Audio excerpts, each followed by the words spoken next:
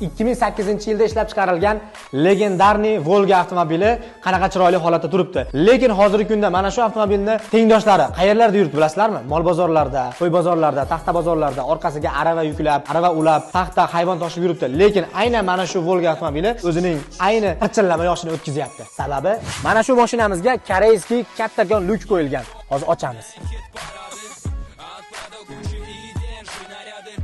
Qarang, qanaqa chiroyli holatda.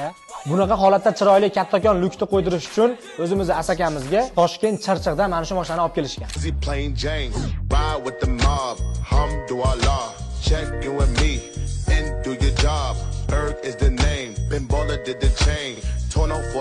Do'stlar, bu Volgaga qo'yilgan kattakon lyukka 1 dan 10 gacha baho berib qo'yasizlar va bu yoqqa o'tamiz.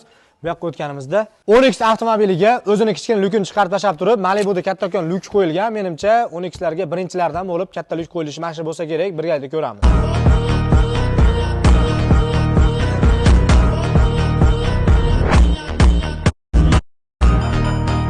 Mana ko'ryapsizlar, Malibuda lyuki juda ham chiroyli holatda o'rnagan va hozir bitta o'rindiqlar pod yechib tashlagan. Hozir ish jarayoni ketyapti. Do'stlar, bu Onyx ga Malibuda lyuki $1300 qo'yilgan. Usta haqlari hamma yo'g'i bilan qadrdonlar. Manzili Asakada joylashgan. Telefon raqamlarini ham qoldiraman va baholarni berib qo'yasizlar va yana bitta narsani aytib o'tish kerak. Buni patoloyi o'ziniki qilinmaydi, bu yangi patologiya qilinadi. Do'stlar, mana patoloyni ko'ryapsizlar. Zavod holatda bo'lib yotibdi, juda ham chiroyli, original holatda yasalgan, qilingan. Kimga shunaqa lyuk bo'yicha xizmatlar kerak bo'lsa, va shu pastdagi nomerlarga telefon qilaverasizlar.